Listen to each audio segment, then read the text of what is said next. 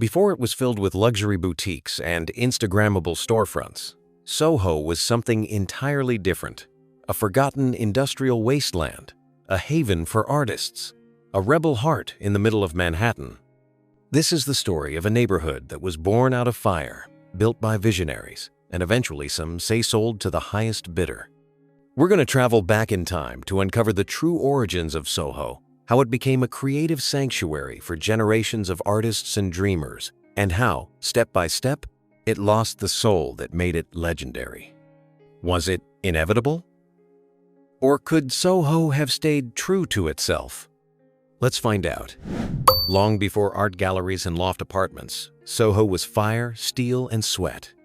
In the 19th century, this stretch of Manhattan was an industrial beast home to sprawling warehouses, cast iron factories, and textile mills that roared day and night.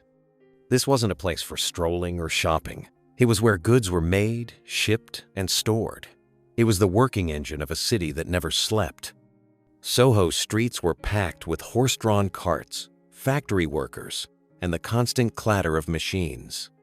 The buildings, many of which still stand today, were crafted with beautiful cast-iron facades not for beauty, but for practicality. Cast iron was cheap, fire-resistant, and easy to mold. But despite that, fires were a constant threat. In fact, the area earned its infamous nickname, Hell's 100 Acres. Between faulty wiring, flammable materials, and packed warehouses, SoHo was a fireman's nightmare. It was a dangerous, gritty world, but it had its charm. The cast-iron architecture, those tall windows and intricate facades gave the area a distinct identity. The streets were wide and the buildings spacious, designed for industry, but hiding the bones of something more beautiful. Nobody knew yet that the same things that made SoHo functional would one day make it iconic. By the early 20th century, industry began to move out, chasing cheaper land and better infrastructure. What remained was a ghost town, empty buildings, abandoned factories, a forgotten piece of Manhattan. SoHo became a man's land, undesirable, overlooked, and slowly decaying. But beneath that decay, something rare was brewing, the perfect blank canvas. What once powered the economy of a booming city was now ripe for transformation. But no one knew it yet, not the city planners, not the developers, and certainly not the wealthy. The people who would eventually see beauty in the wreckage weren't businessmen. They were painters, sculptors, photographers, and they were coming.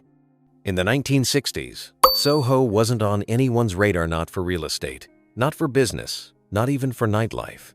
It was a forgotten industrial graveyard, the kind of place you avoided after dark. But for a new generation of struggling artists, that emptiness was freedom. Rent was dirt cheap. Nobody cared what you did in those massive abandoned buildings. And that was the point. Painters could splash on 10-foot canvases. Dancers could rehearse without complaints. Musicians could play at full volume into the night. SoHo became a haven for the misfits, the creators, the rule breakers. They moved into old factory space illegally at first. Zoning laws didn't allow for residential use, so these early pioneers lived without official permission in what were technically commercial buildings. There were no kitchens, no heat in the winter, and definitely no doormen. But there was space, light, silence, and most of all, possibility. Soon, SoHo began to hum again, this time not with machines, but with imagination. The raw, industrial beauty of the buildings became part of the art. Rusted pipes and weathered brick walls were embraced, not hidden. Minimalism and conceptual art exploded here. SoHo birthed a cultural revolution. It wasn't just a place, it was a movement. Names like Donald Judd, Gordon Matta Clark, and Yoko Ono turned the neighborhood into a living gallery. Small exhibition spaces opened up in storefronts. Experimental performance venues appeared in basements. The streets were alive with collaboration, conversation, and rebellion. SoHo wasn't just a place to live. It was a statement. But even as this creative golden age bloomed, cracks were forming. The city couldn't ignore the growing population living outside legal bounds. In response, a new zoning classification was created: Joint Live-Work Quarters for Artists, JLWQA, a compromise that allowed certified artists to live and work in these buildings legally. Ironically, that recognition marked the beginning of the end. What had once been underground was now sanctioned, and as the world began to take notice, Soho's days as a true counterculture refuge were numbered. By the late 1970s and into the 1980s, the secret was out. Soho had become the epicenter of cutting-edge art and alternative culture in New York City. What began as an underground movement had turned into a phenomenon. Art collectors, celebrities, and tourists started flocking to the area. And with attention came something far more disruptive: money. The very thing that made Soho so magnetic, the raw spaces, the rebellious energy, the authenticity, became a brand. The massive cast iron buildings that once housed textile machines were now prime real estate. Developers smelled opportunity, and real estate speculation followed quickly behind the cultural spotlight. Suddenly, lofts that had once been squatted for a few $100s a month were selling for hundreds of thousands and later, millions. Galleries became commercial powerhouses.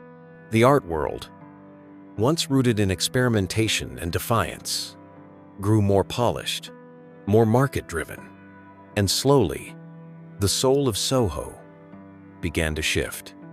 Boutiques started to replace performance spaces. Chain stores crept in, replacing the eccentric mom-and-pop shops. Where you once might stumble upon an impromptu performance in a garage, now stood luxury storefronts behind polished glass. Fashion brands followed, and with them, a new kind of resident: wealthy, image, conscious, and often uninterested in the neighborhood's bohemian roots. The artist community that had given Soho its heartbeat was being priced out ironically, displaced by the very scene they had helped to create. Many moved across the river to Williamsburg or deeper into Brooklyn, looking once again for affordability and freedom. The transformation wasn't just physical, it was spiritual. The sidewalks felt cleaner, safer, and more curated, but something was lost: the sense of unpredictability, of raw energy, of risk. Soho was no longer a blank canvas. It was a showroom. The neighborhood that had once rejected the rules had become a symbol of upscale urban living. And while the buildings still stood, cast in their iconic iron and bathed in golden light, the spirit inside them had changed. However, the biggest change was yet to happen. Wait till you see how it became the neighborhood we know today. We've gone to the side O of the video. Walk through Soho today, and it's hard to imagine the neighborhood as a gritty frontier of artistic rebellion. The cobblestone streets are still there. The cast iron buildings still stretch toward the sky. But now they house flagship stores for Prada, Chanel, Apple, and Gucci. What was once a haven for starving artists is now a shopping mecca for the global elite. Soho has become a brand-curated version of its own history, wrapped in luxury packaging and sold to the highest bidder. The lofts that once hosted underground performances and all-night art shows are now worth tens of millions. Art galleries remain, but they exist alongside or beneath boutiques and real estate offices.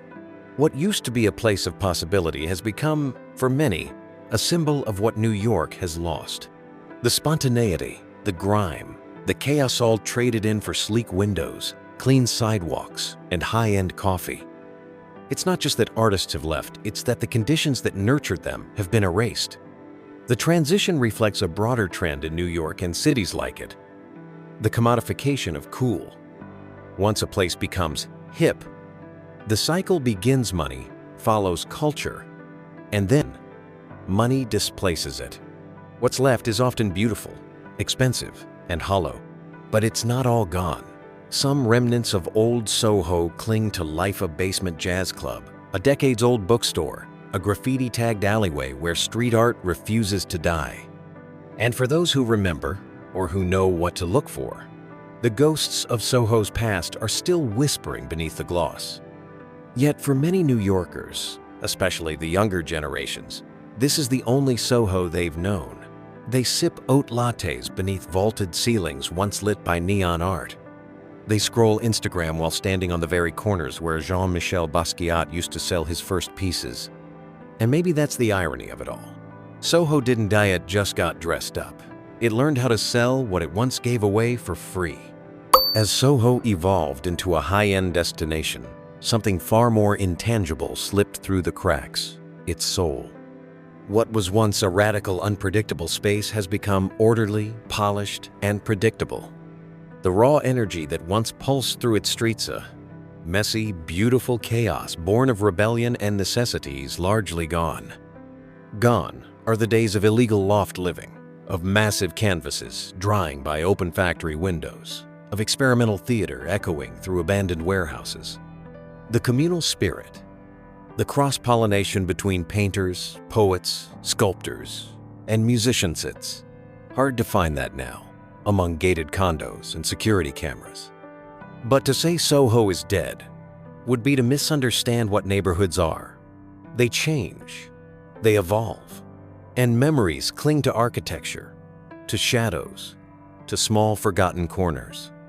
A rusting fire escape, a mural faded by sun and rain, a name scratched into a brick. These things whisper stories to those willing to listen. There are still those who remember, New Yorkers who lived it, who passed through it, who were shaped by it. And even if the artists moved to Bushwick or left the city altogether, their impact remains etched in the cultural DNA of Soho. The neighborhood's global reputation still owes everything to the people it once pushed out. What remains is a kind of paradox. Soho today is beautiful, desirable, and wealthy, but it is also haunted by the very spirit that made it valuable in the first place. It's a living example of how a city can consume its most creative parts, repackage them, and sell them back to us with a price tag. So, we ask you, what do you remember of Soho? Did your parents or grandparents walk those streets before the boutiques? Do you think the neighborhood has improved or lost its way? Let us know in the comments. Share your memories, your thoughts, because history isn't just something we tell, it's something we keep alive together. And if this journey through old Soho meant something to you, don't forget to like and share. It helps us keep telling these stories, one neighborhood at a time.